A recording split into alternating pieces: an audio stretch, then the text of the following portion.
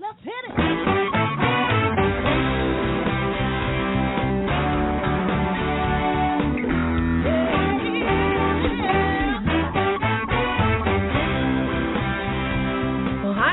And welcome to Alzheimer Speaks Radio. I'm your host, Lori LeBay, and I'm so excited that you're joining us today. We are going to have a fascinating conversation as usual as we learn from people all around the world at all ages and stages of life.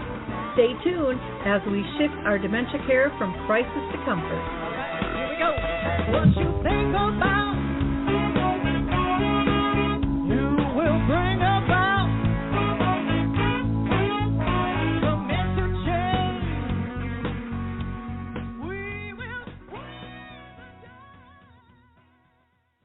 Well, hi, everyone, and welcome to Alzheimer Speaks Radio. For those of you that are new to our show, Alzheimer Speaks is about sound information, not just sound bites. We like to talk to real people all around the world, from those living with the disease to family members, businesses, researchers, advocates, musicians, movie directors, you name it, you're welcome here. And we cover all different types of dementias as well. If you liked our opening song, it's called Clarion Call by the Mark Arneson Band, and you can download that at any of your favorite music platforms if you like. I'm going to do a little bit of housekeeping here first before I introduce our guest. So I want to give a shout out to Picnic Health. Picnic Health is a really cool research project, basically, and you can join it. And by going to picnichealth.com/speaks and sign up and get $25. What they do is they collect and digitize all of your medical records into one online account. And then you can go ahead and consent to share anonymized data from your records with medical researchers. And by examining the real-world data from real people's medical records, researchers can find answers that couldn't be found in clinical trials. So know that there's really important information in each person's unique health journey. So if you're able to and willing to, please share your story.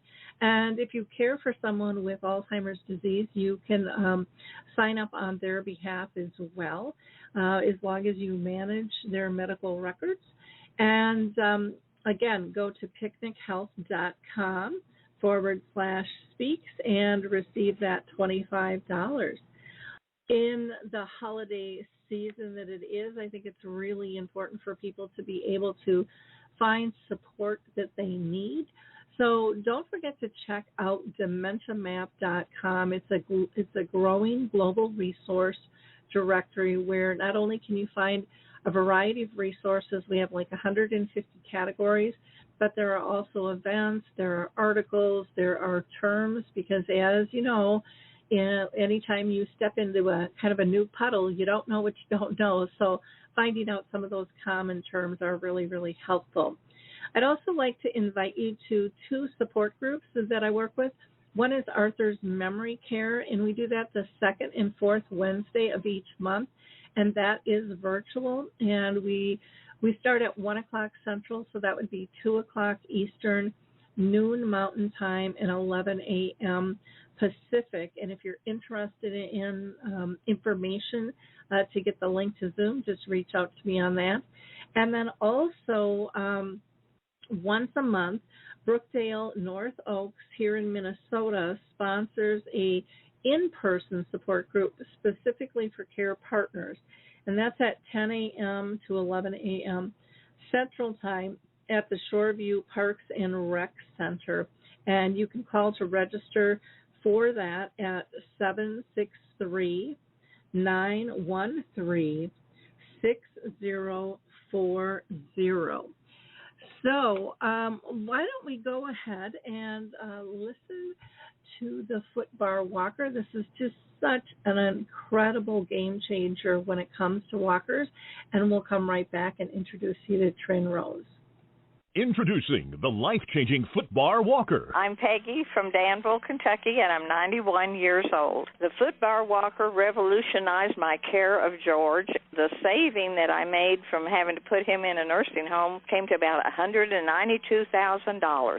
The footbar walker opens and closes just like a standard walker. The only thing that is different is the top bar and the foot bar. Does that ever make a difference? Does someone you love use a walker? Do they struggle to get up from a seated position? Are you a caregiver dealing with physical pain and stress as you help your patient? The footbar walker was designed to assist not only the patient, but also the caregiver. Patients have more control standing up, and no lifting from the caregiver is required. See how it works at thefootbarwalker.com. That's thefootbarwalker.com. Peggy, would you recommend the footbar walker? Do I ever? I would not be in the health that I'm in today at this age had it not been for the footbar walker. I just love that thing. Check it out. You can just go to thefootbarwalker.com. Now it's time to introduce our guest today, who I'm thrilled is back with us. She is just an absolute joy. And if you're having a bad day after listening to Tryn Rose Seley, that will change for you. She is a professional photographer, musician, and expressive therapist who brings music and creative arts to all ages. She writes books and speaks about the life-giving magic of the arts for health and happiness. And Lord knows we all need a little bit more health and happiness in our lives these days. So welcome, Tryn Rose. I'm thrilled you're back with us today. So glad to be here. Yay. Yeah. December. We are all in the holiday spin. May we have some peace and joy along the way. Yeah. When you said spin, it made me think I have to go out driving, and we're getting a lot of snow here in Minnesota right now, and the roads are supposed to get a little bad later, but I'm still going out because the girls are getting together, and we don't get together all that often, and so it's going to be kind of our little holiday party tonight. So that'll be fun. A bunch of women that I worked with when I sold real estate, so always a good time there. Tryn Rose, I want to ask you my first question I ask all our guests, and that is, have you been personally touched in your own family and circle of friends by dementia? I have great aunts and uncles that passed away of a stroke at age 95. So I personally do not have a lot of dementia in my personal family, but in my professional work, I started working with young children and moved into working with elders with Alzheimer's and different forms of dementia, and feel very inspired about human beings. Have always enjoyed that a person is still there, even if you can't access their energy the same way that they used to be able to present themselves in the world. So I've worked in the field for more than 20 years, and I just love finding that spark in a person's selfhood that's still present and still there to bring out while people are doing caregiving and living a good life still. Yeah. Oh, I totally agree with you there.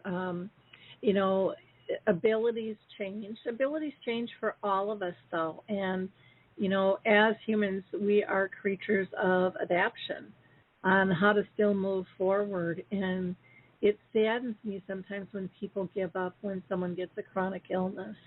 And so I'm so glad we're having this conversation today.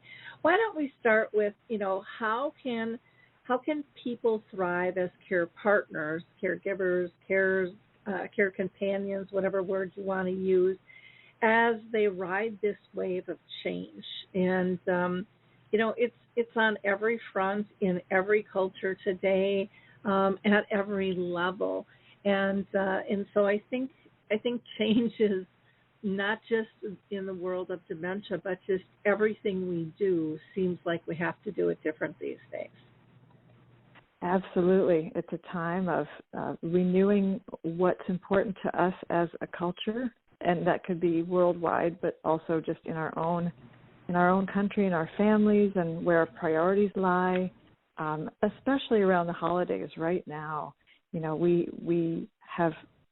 put such high expectations on ourselves to have a lot of fun and do everything right and have all the decorations the right way. And make sure everyone's enjoying it. And it's a lot of pressure on anybody, Mm-hmm. on any family. So I think it's really important to remember that life, feeling good and comfortable and feeling confident in our day and the way that our day goes is just as important at this time of year as any other time of year. I think also in general about young people are the new caregivers too. We're not just talking to people who are in their 60s or 70s. We're talking to people who are in their 40s or even their 20s. And we have to shift the way we think about, you're just going to take care of your family member for the next 5 to 20 years, and that's going to be your life. It doesn't work that way anymore.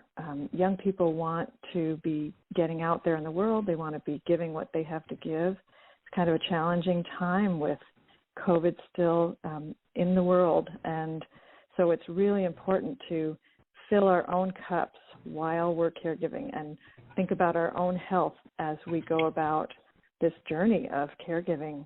The way I got through the COVID year last year is I did a meditation class. I took one and I led meditations once a week for people online. And I just went to the dentist the other day and I used all my meditation techniques to survive that couple of hours. I tell you what, inside my mind, I'm just quiet inside my mind saying, I am so grateful for modern techniques for teeth. Mm-hmm.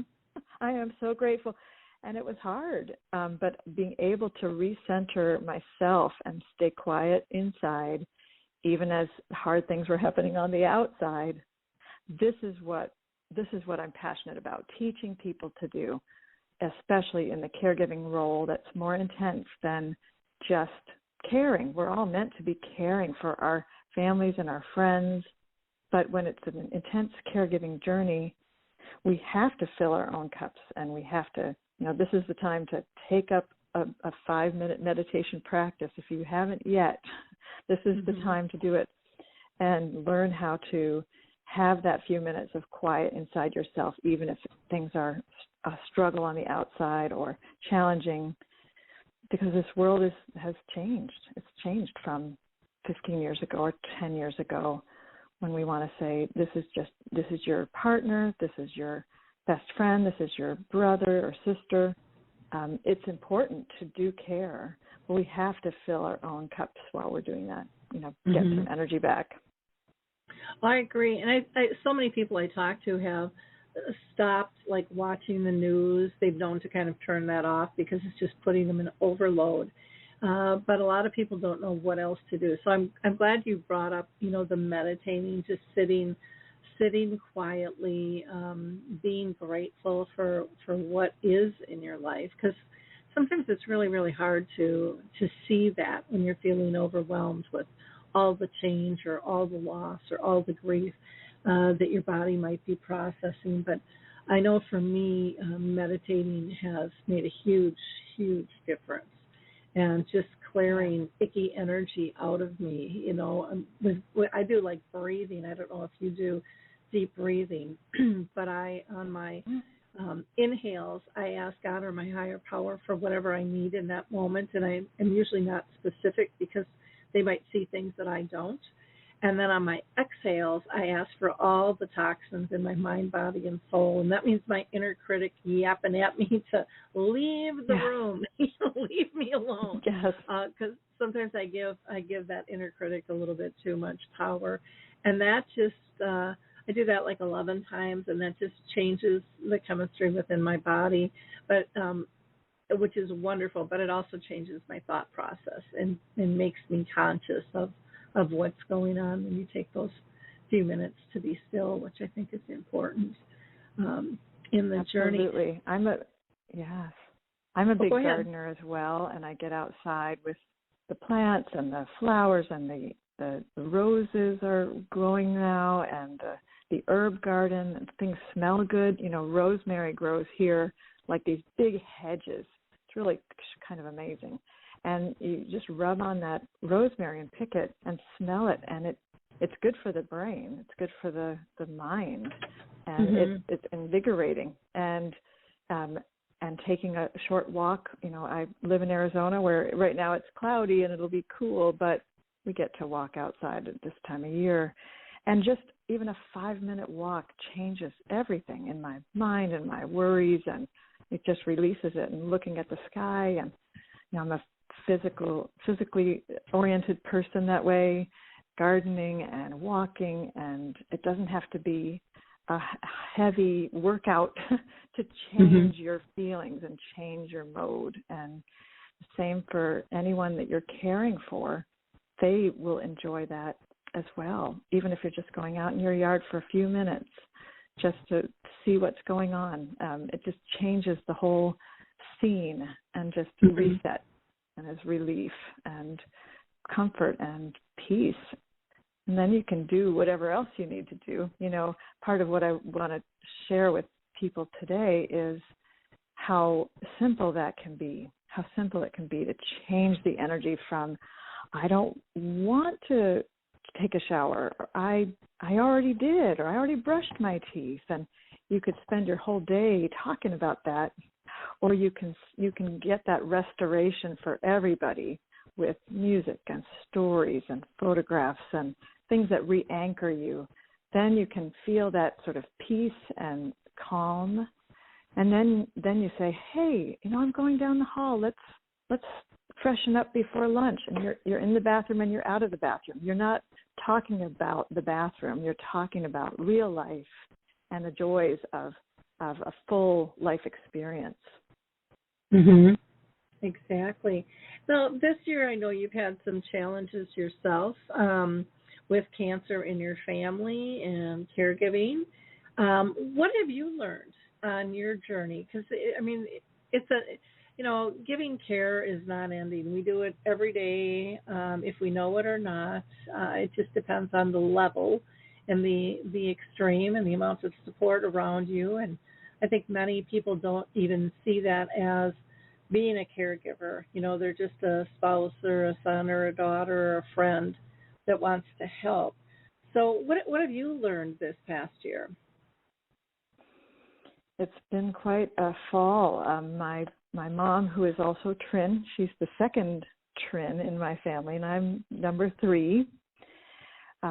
She discovered that she had pancreatic cancer in September.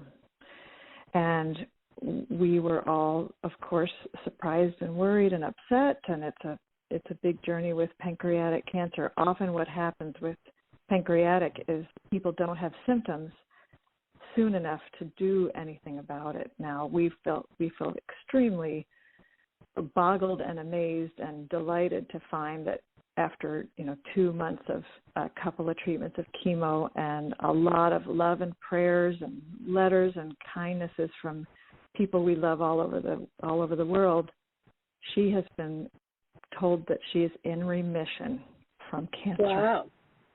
We are incredibly relieved, but boy, has it been an intense fall.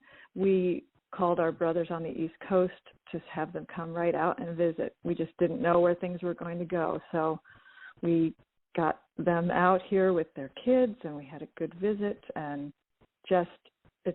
you don't know what's next when you're saying, okay, here's the beginning of the story. This is a story that does not typically have a very comfortable ending. Mm-hmm. We looked into chemotherapy. It was very stressful and painful, and put my mom in the hospital after the second treatment for more than a week. And we thought, well, this is it. This is the end. This is so difficult and troublesome. And when she came out of the hospital, I want to just say the hospital can be very helpful for a certain amount of time, and then there's a point of diminishing returns where we were really happy to get her home and back in her own home. Home is best, as we say around our family. Home is best. And she had a CAT scan a couple of weeks after she returned home to find that the tumor had virtually disappeared. So the chemo must have helped. We got a lot of advice about chemotherapy being very challenging for the body. Of course it is. But we're grateful that what she did do seemed to work, plus all the loving energy and support. what we started to focus on is restoring to normal.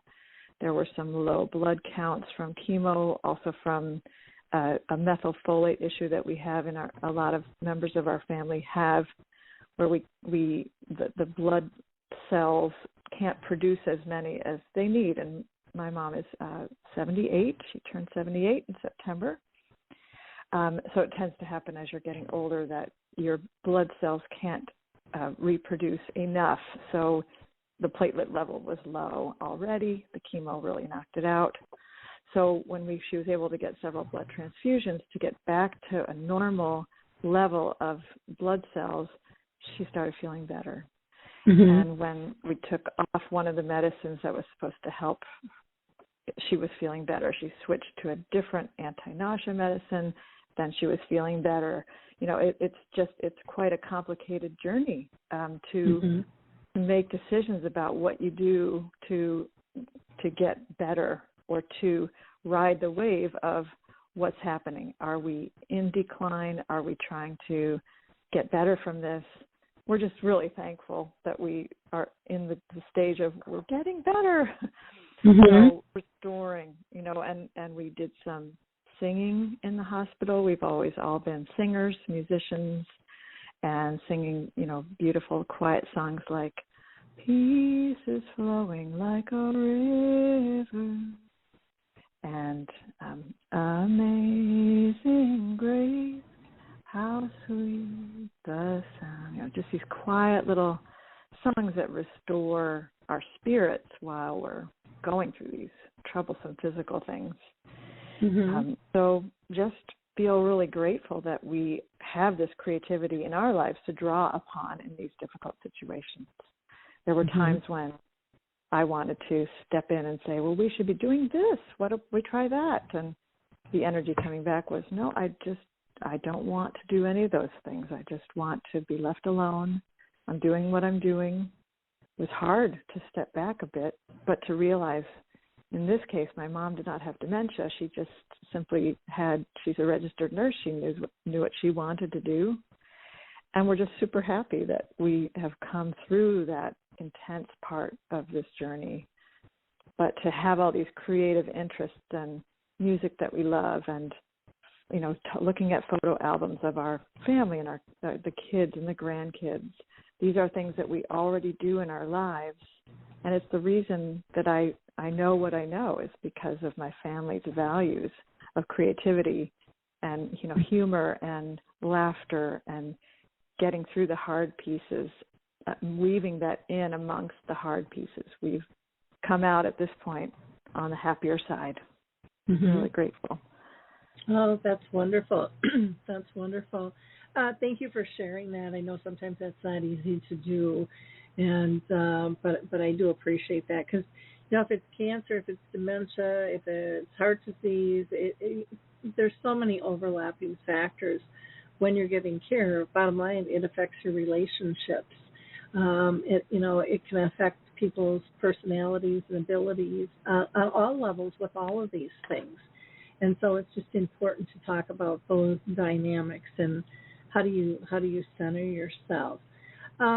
Let's talk about, how creativity can really serve the whole family, at all levels of care, from little to old when it comes to caregiving. And is there a technique or something that you apply or try to apply in every caregiving situation?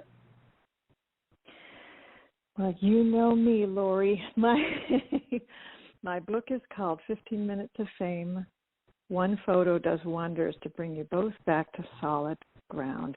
And my motto is one photo, one song, one story does wonders for your daily life.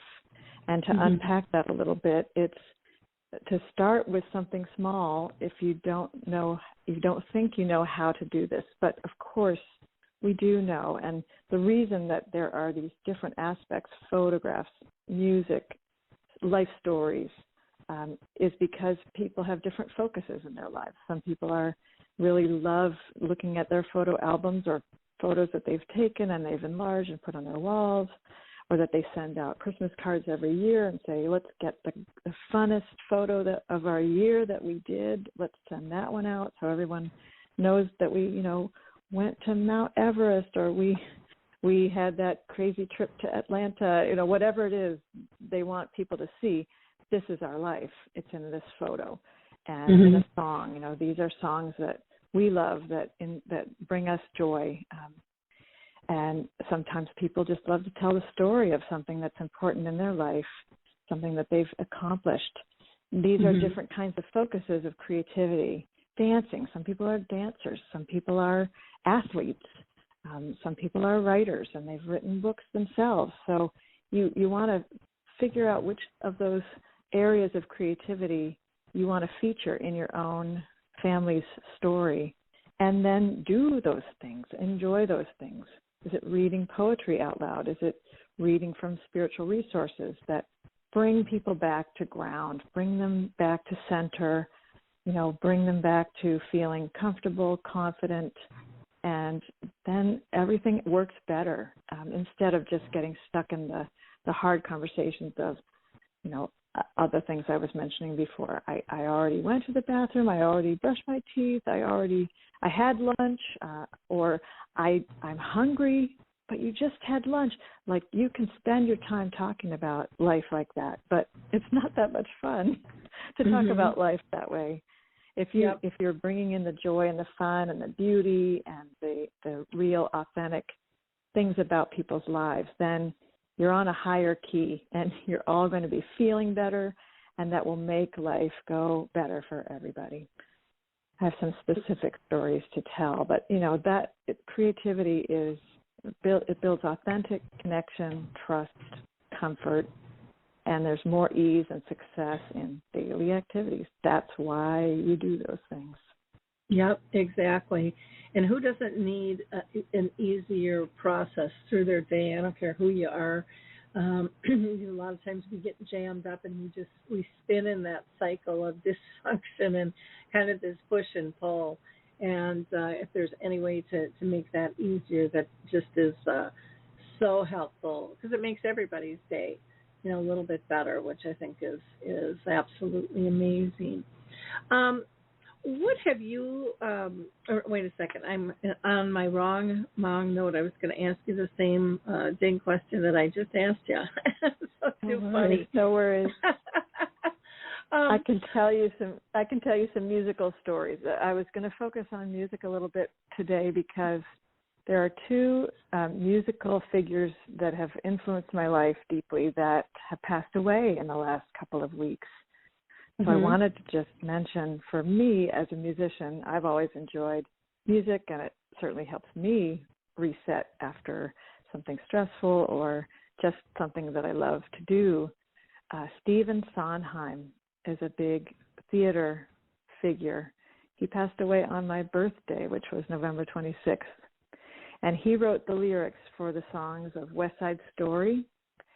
He also wrote several other musicals, but that's, one of the most famous, and his first.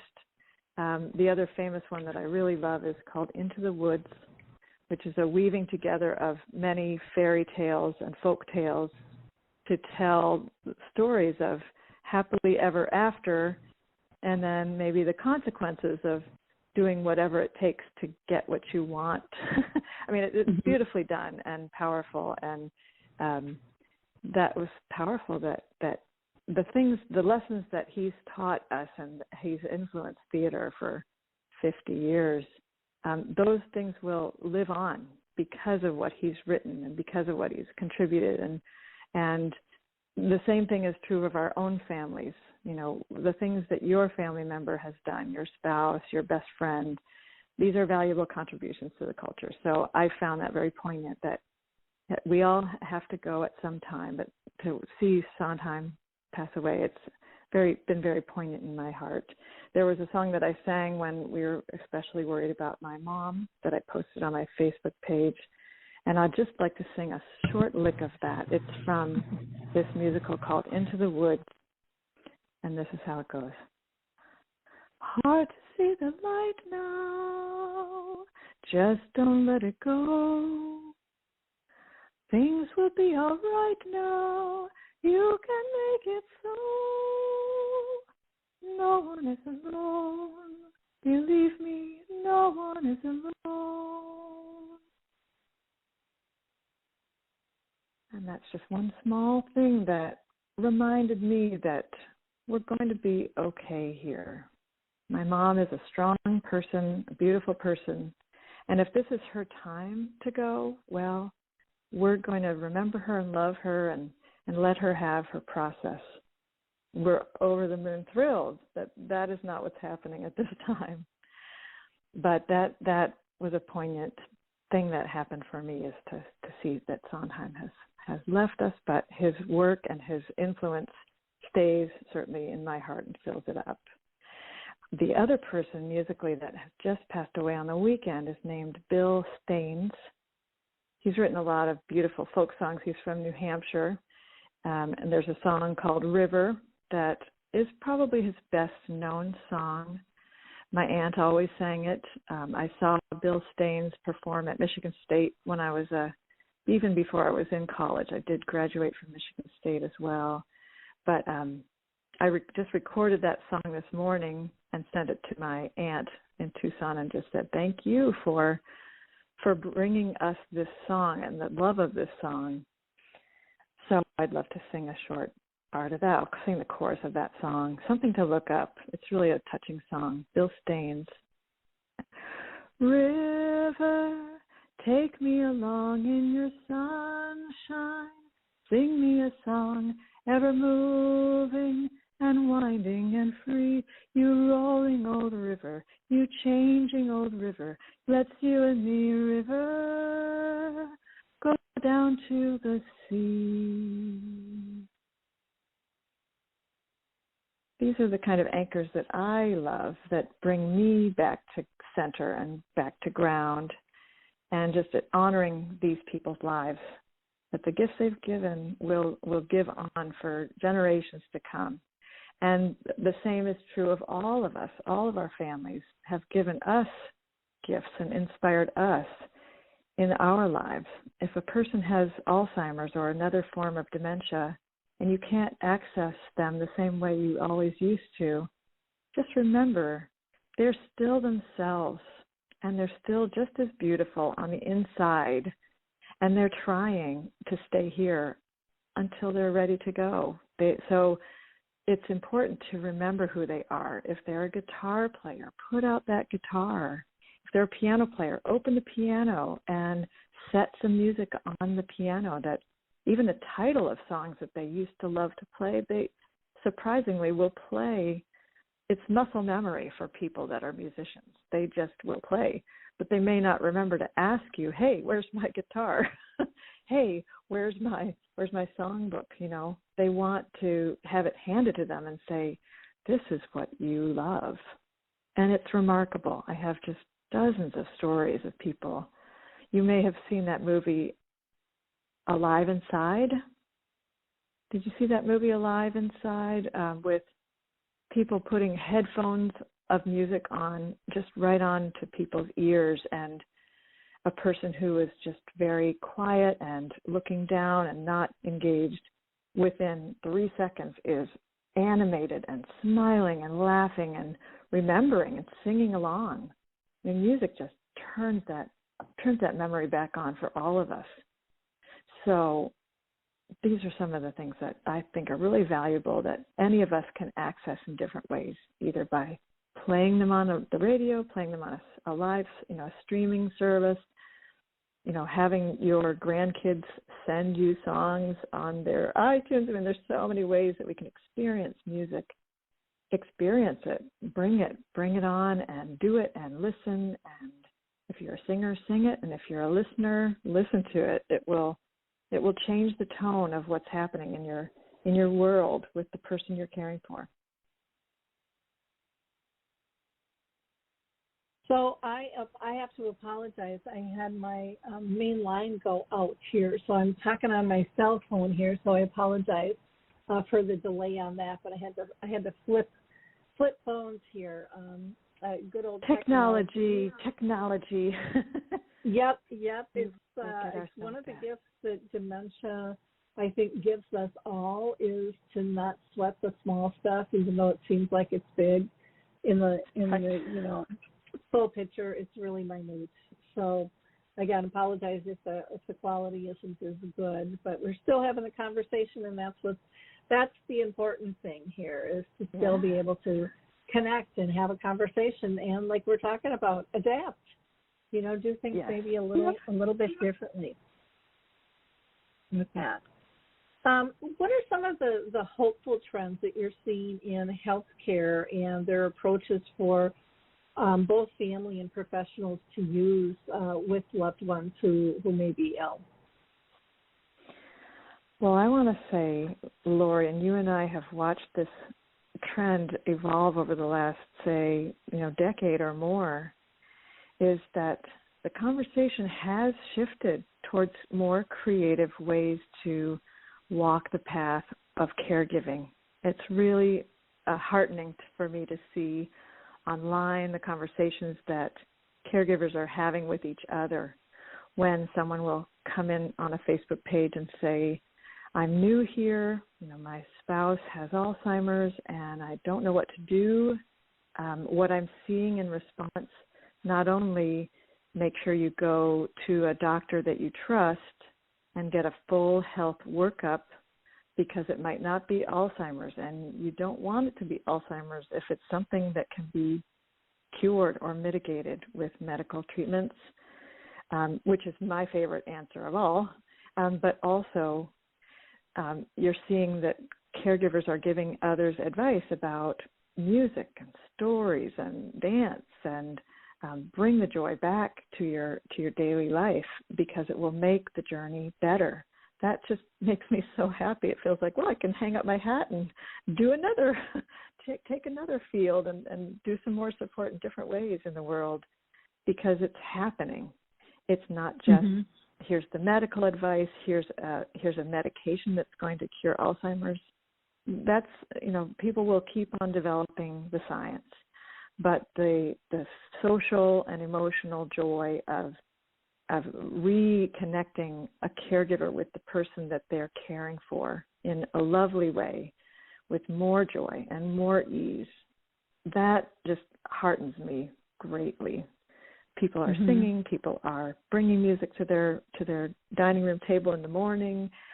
People they know they should be gardening, and they should bring in the tomatoes from outside and put that plant right on your dining room table if that's what it takes for your family member to enjoy the garden.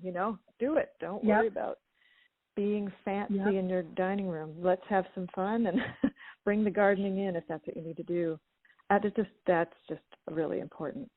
And I really do see the trend of people wanting to stay in their own homes and not go to a care community.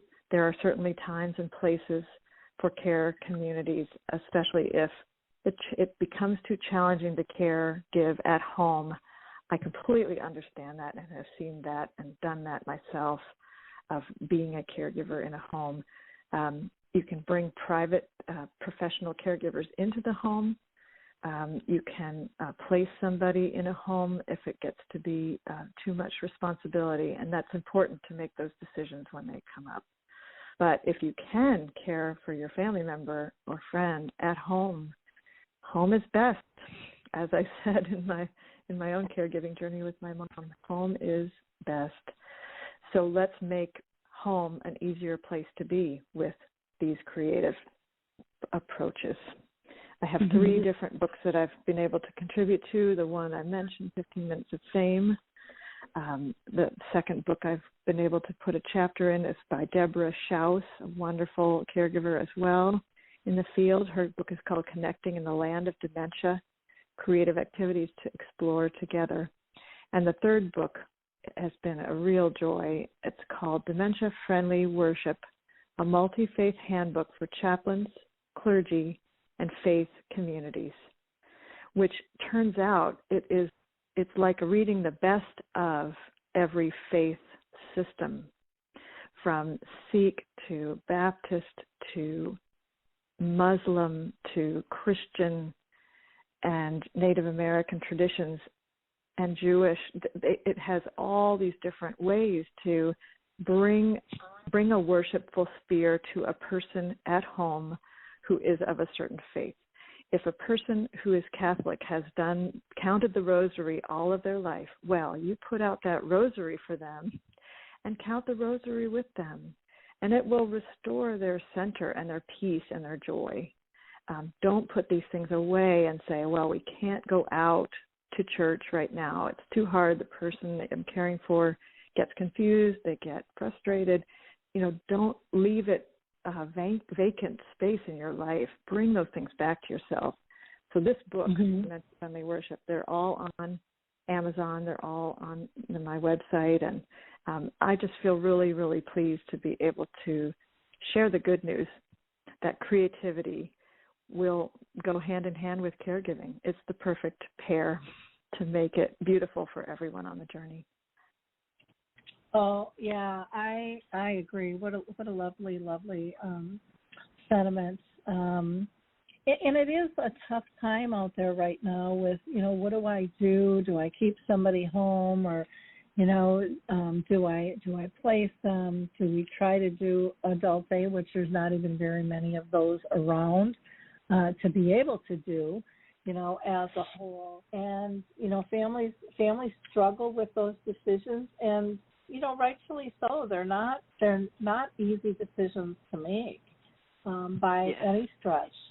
And so I think people really need to understand, if they're feeling really frustrated, they are by far not alone in this decision at all. This is really, really common for people to feel quite frustrated and overwhelmed during this process. The thing that I would just add is I think it's so important for people to look at themselves, too, and their own health, and what can they physically do.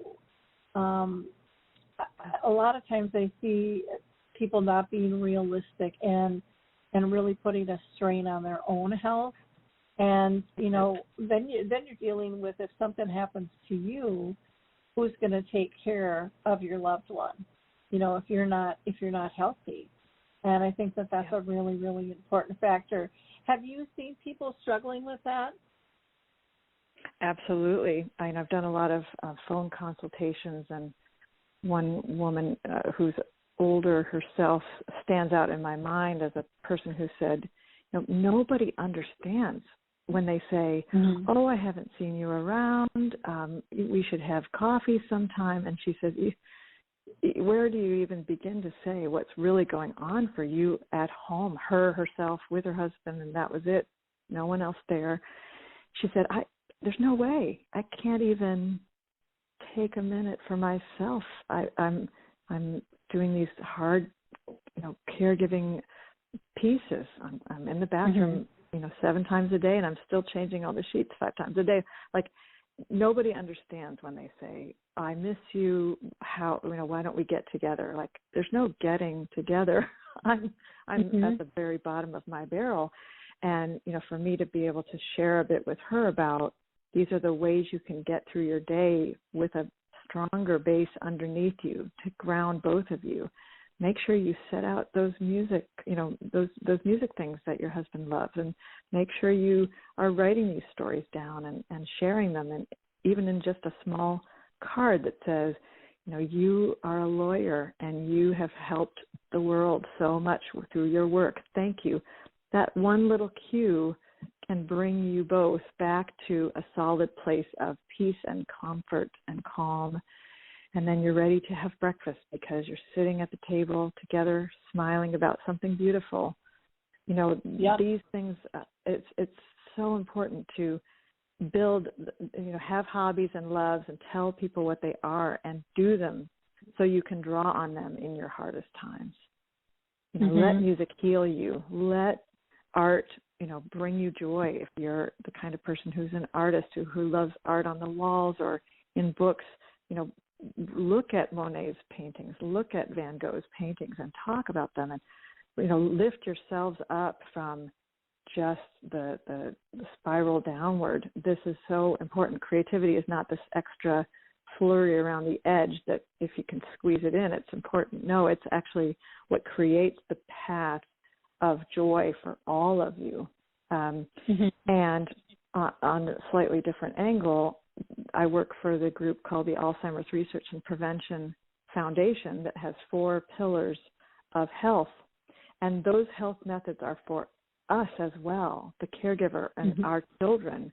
The way we're going to conquer Alzheimer's is by becoming healthier ourselves at every age.